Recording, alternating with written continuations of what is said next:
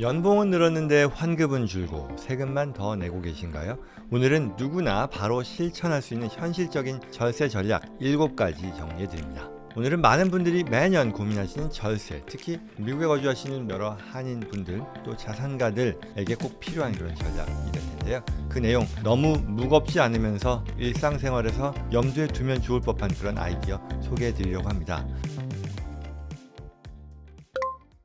보통 세금 문제를 회계사, 세무사 또는 텍스 어드바이저, 변호사에게 맡기고 끝내는 경우가 많지만요. 1년에 몇 가지만 바꾸더라도요. 그래도 적게는 수백, 수천 달러, 많게는 그 이상까지 절세할 수 있다는 그런 사실인데요. 오늘의 내용 사실 아는 분들에게는 그다지 대단한 내용이 아닐 수도 있겠지만 그러나 라이트하게 또 가장 기본이 되는 그런 내용들 중에 일부 짚어보면 좋겠다 싶은 그런 내용으로 한번 말씀드리려고 합니다. 미국의 세법 구조 그리고 실제 사례를 바탕으로 누구나 아마도 쉽게 고개를 끄덕일 수 있는 그런 팁 7가지 한번 살펴보겠습니다. 들어가기 전에요. 이 채널은 미국 법, 세법, 파이낸셜 플래닝에 대한 정보를 쉽고 명확하게 전달해 드리려 합니다. 더 많은 유익한 컨텐츠 앞으로도 계속 올라오니까요.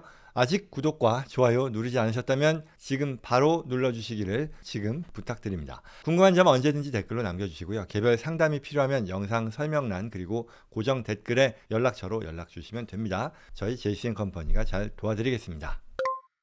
자, 첫 번째는요. 아예 세금이 없는 소득을 만들자라는 그런 얘기입니다. 세금이 붙지 않는 소득 뭘까요? 예를 들어서 주택을 팔아서 얻은 이익 중에 우리 거주하는 집이요.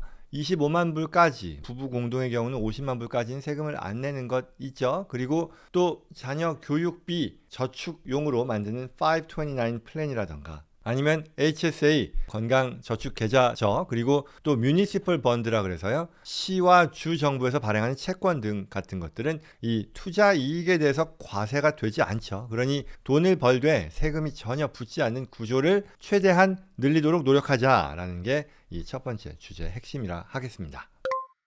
두 번째는요. 소득공제보다 더 강력한 세액공제를 유념하자 얘기인데요. 텍스 크레딧입니다. 많은 분들이 소득공제만 생각을 많이 하는데 세액공제는 세금을 직접 줄여주니까 결국은 세액공제는 달러 투 달러로 혜택을 보는 거죠. 소득공제는 그 소득이 줄어든 것만큼 곱하기 세율을 곱하니 그 효과가 세액공제만 못하는 거잖아요. 예를 들어 2,000달러의 세액공제는 세금을 그대로 2,000달러 줄여주지만 같은 금액의 소득공제는 그보다 실제 절감 효과가 훨씬 낮겠죠. 예를 들어 차일드 텍스 크레딧 그리고 에듀케이션 크레딧이요. 학비 지출했을 때 최대 2,500불까지 받는 것들 내가 자격이 되는지를 잘 챙겨봐야 된다는 그런 얘기죠.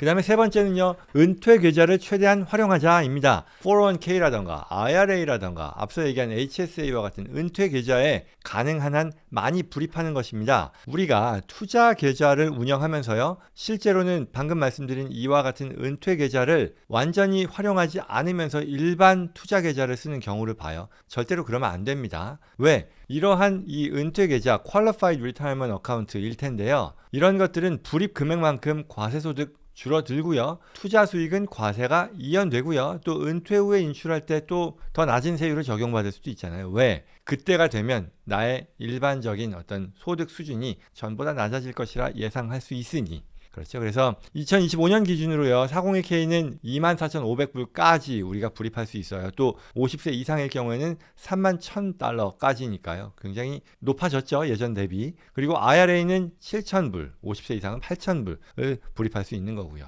HSA도요. 개인의 경우는 4,300불, 가족의 경우는요. 8,550불. 그리고 55세 이상일 경우는 여기서 1,000불이 추가되는 거니까요. 여기까지는 최대한 맥시멈으로 활용해야 되겠다라는 거죠.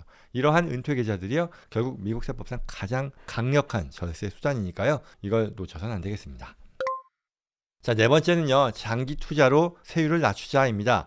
일반 소득세는 이게 최대 세율이 37%지만요. 1년 이상 보유한 어떤 자산을 매각해서 얻게 되는 장기 자본이득, 롱텀 캐피털 게인이죠.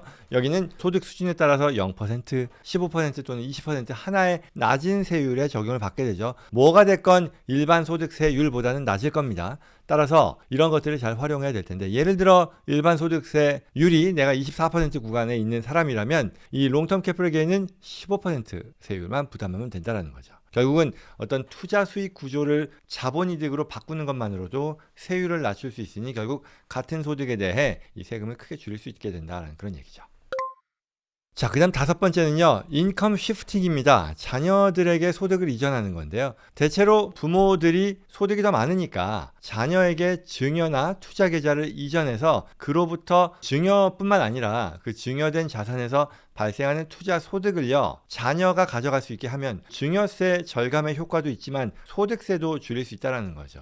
왜? 고소득자에서 자녀 소득으로 옮기면 자녀는 다른 소득이 아마도 없을 테니 낮은 세율에 적용을 받죠. 그러면 하우스홀드 인컴을 놓고 보면, 집안의 어떤 전체 소득을 놓고 보면 같은 소득 규모지만 적용되는 세율은 낮출 수 있다라는 거죠. 예컨대 부모가 부담하던 이자나 배당 소득을요, 자녀 명의로 옮기면 자녀의 낮은 세율이 적용되게 될 거잖아요. 물론 여기서요, 좀 전문적으로 들어가면 키드 텍스 규정에 따라서 이 일정 금액 이상부터는 부모의 세율이 적용되니까 이런 부분들은 뭐 잘 챙기고 필요하다면 세법 전문가와 함께 구조를 설계할 필요도 있겠죠.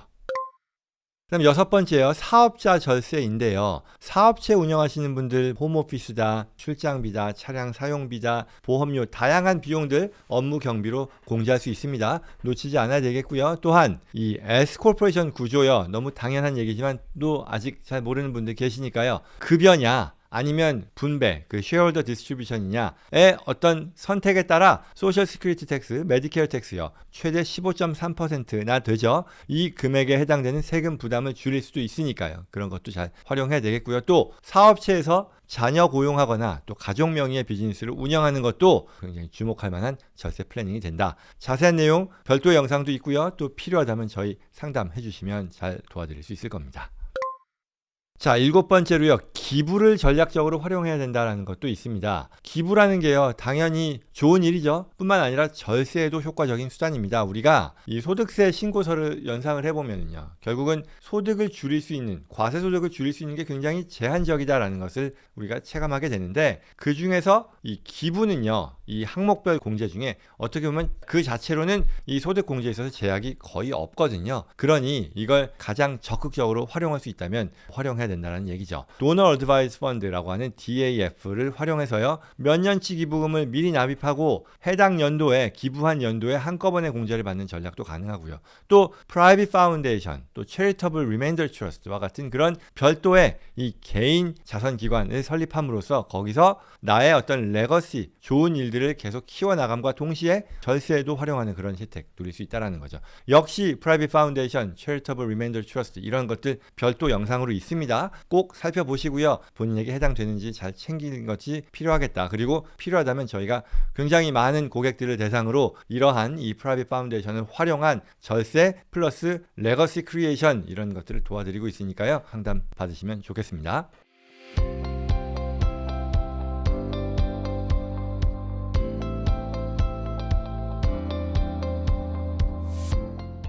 결론입니다. 오늘 소개해드린 절세 전략 7가지요. 어떻게 보면 에게 하시는 분도 분명히 계실 거고요. 또 누구나 실천할 수 있는 그런 기본적인 그런 내용이다라고 할 수 있습니다. 그럼에도 미리 계획하지 않으면은 이런 것들을 놓침으로써 매년 수천 달러를 세금으로 날릴 수 있으니까요. 꼭 본인의 소득, 자산 구조에 맞춰서요, 적용해 보시기를 권합니다. 추가로 앞서 항목에 대해서 말씀을 드리기도 했습니다만, 이 나에게 어떤 특정 대상에 대해서 구체적인 설계를 원하시면요, 저나 저희 JCN컴퍼니 전문가들과 상담해서요, 맞춤형 계획을 세워보시는 것도 좋은 생각이 아닐까 싶습니다. 오늘 내용 도움이 되었다면요, 구독과 좋아요 눌러주시고요, 주변 분들께도 공유해 주시기 바랍니다. 고맙습니다.